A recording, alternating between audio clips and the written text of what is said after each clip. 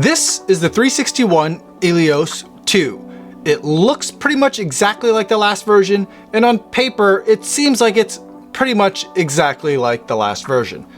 So is there a difference? It's time to lace up the Eleos 2 and take it for a run.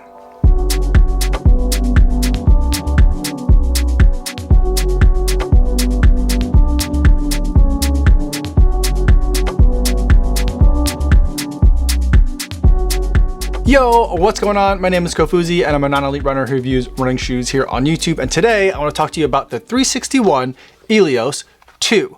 But before I give you my thoughts on this shoe, I do want to go over some disclosures. This is a pair of shoes that was sent to me for the purpose of review, so I did not have to pay for these shoes. However, nobody's paying me to make this video or to include their brand in this video, and no one's going to get a chance to preview any of my footage or my thoughts before you guys get a chance to see this video on YouTube. So with that disclosure out of the way, let's talk about the 361 Eleos 2, and let's start with the specs. This is a 36mm stack height shoe with a 6mm drop, giving us 30mm of Primo foam in the forefoot. And that's the only thing that's in this shoe, is that Primo foam. Primo foam from 361 is a supercritical PIBA, so it is a higher end foam. Moving to the outsole, we have a very similar pattern to what we saw last year. They're using two types of rubber in this shoe. They're gecko rubber, which is grippy in the forefoot, and in the back where you need a little bit more durability. 361 is using their Heart compound, which is high abrasion rubber technology. Up top, we have a Checkered mesh upper, which is very breathable and not too stretchy, but it is soft. There is a very restrained amount of padding on this tongue, especially for this type of shoe, so it's a relatively thin tongue. And then there's a very plush and overstuffed amount of padding all through the heel collar to give a very luxurious feel, very similar to exactly what we saw last year. All these specs that I've talked about so far, from the stack height, heel drop, midsole foam, rubber compounds, upper materials, thin tongue, super plush heel collar, all those specs are the exact same as what we saw last year. The fit is also very similar as to what we saw last year. I went with my usual running shoe size, and that worked out really well for me. A very comfortable shoe to be wearing. And overall, the entire package comes in at the exact same weight of 9.9 ounces or 281 grams.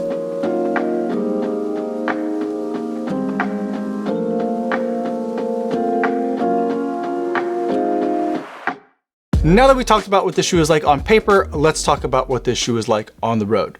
The 361 Eleos 2 is exactly like the 361 Eleos version 1.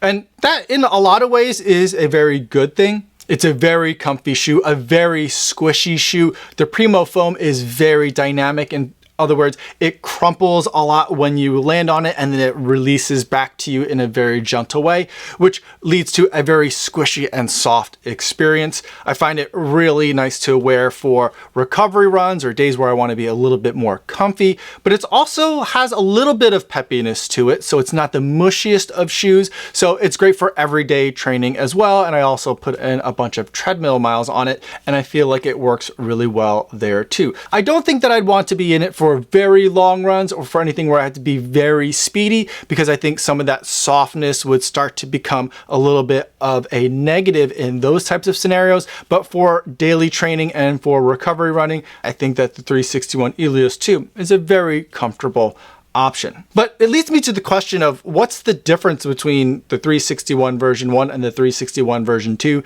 Overall, it fits exactly the same and it feels exactly the same.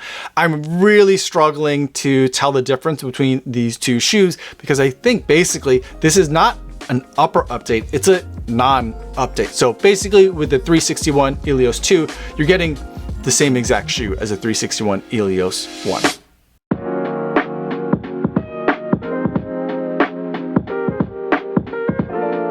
Now let's wrap up this video by going over the buying guide, and we'll also discuss some alternatives.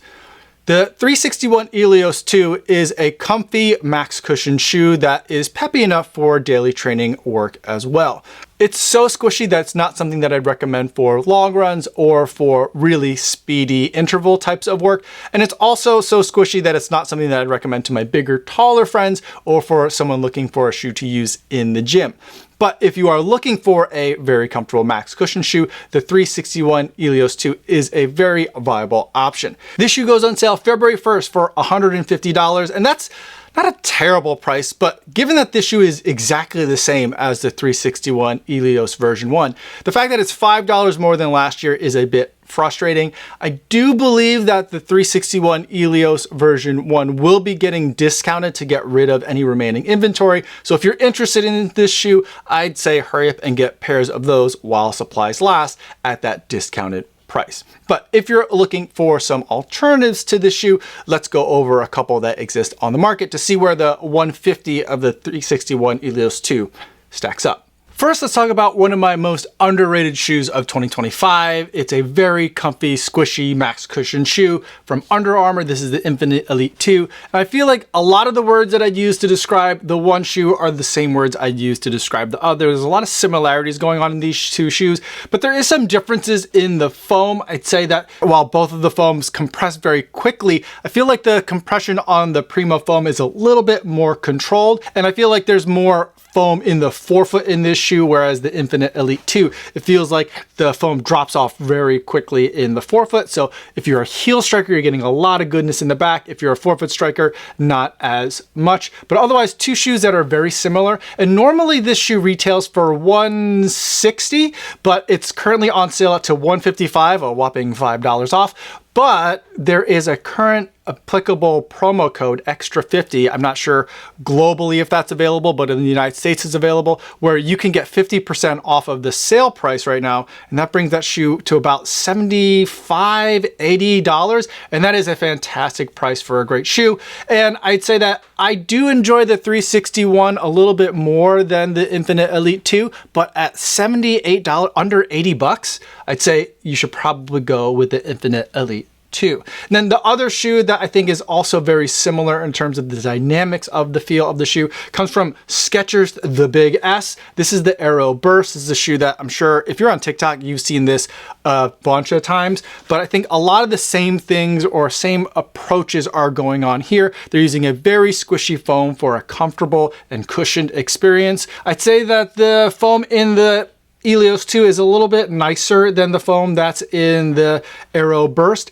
The Aeroburst tends to compress and stay compressed. I wish it would decompress a little bit more quickly like the Eleos 361 does to give me a sense of softness, but also not mushiness. If the foam stays compressed, it feels like it's kind of like sticky, where I'd rather the foam bounce back a little bit more quickly. I say that the Primo foam in the 361 Eleos 2 does a bit of a better job there. Aeroburst is also a much bigger and heavier shoe, and it is going to be more friendly towards my bigger, taller friends. So if you're interested in what the 361 Eleos 2 is doing, but you're worried that you're going to just crumple that foam, then I'd say take a look at the Aeroburst. The price on this one does jump around a little bit. Sometimes I've seen it at $150, other times I see it at $160. So you aren't going to be saving any money by going with Skechers. If you have any other questions about this shoe or any of the other shoes that I talked about today, feel free to let me know in the comments down below, or better yet, stop at the live streams that I do Mondays and Thursdays over on the Kofuzi Run Club channel.